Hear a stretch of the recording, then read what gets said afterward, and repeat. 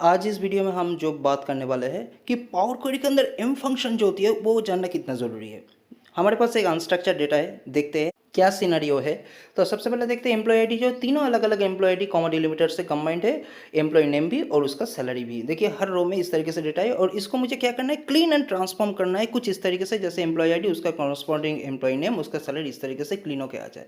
तो सबसे पहले इसको करने के लिए कंट्रोल टी करके माई टेबल एज हेडर को चूज करके डेटा में जाके फॉर्म टेबल ऑप्शन को चूज करके पावर क्वेरी में इसको लोड करेंगे। पर सबसे पहले दिक्कत क्या होने वाली है, देखिए यहाँ पे सारे जो डेटा है कॉमा डिलिमिटर से सर कंबाइंड है, तो आप सोच रहे कि स्प्लिट कॉलम बाय डिलिमिटर कर ले, तो ये तो एक ही कॉलम तीनों अलग अलग डिवाइड हो जाएगा, जिसमें सॉल्यूशन क्या निकलेगा, कुछ भी नहीं निकलेगा और डायरेक्ट कोई सॉल्यूशन की कोई भी ऑप्शन नहीं है। तो एम फंक्शन से आपको करना पड़ेगा। तो सबसे पहले ऐड कॉलम में जाएंगे, इंडेक्स कॉलम को चूज करके फॉर्म 0 को चूज करके इंडेक्स कॉलम ऐड कर लेंगे। यहाँ पे एक फंक्शन हम लिखेंगे, एक स्टेप ऐड करके टेबल डॉट ऐड कॉलम।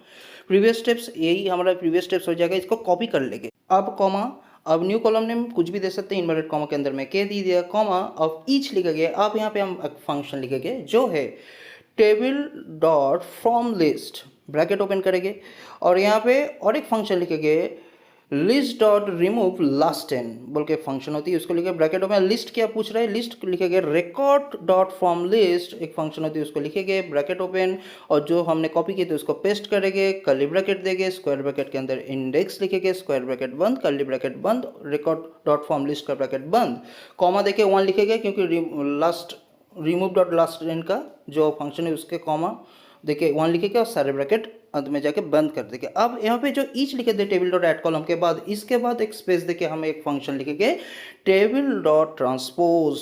ये फंक्शन लिखने के बाद क्या करेंगे, बैक स्पेस देके ब्रैकेट ओपन करेंगे, अंत में जाके ब्रैकेट बंद और देखिए एंटर मारने के बाद देखिए नया एक कॉलम ऐड हो चुका है के बोल के, और इसको हम क्या करेंगे, इस के कॉलम को ही रखेंगे और राइट क्लिक करेंगे और राइट क्लिक करने का रिमूव अदर कॉलम्स में सिलेक्शन करेंगे और इस कलम की सारे डेटा को एक्सपेंड कर देंगे और देखिए काम हो चुका है।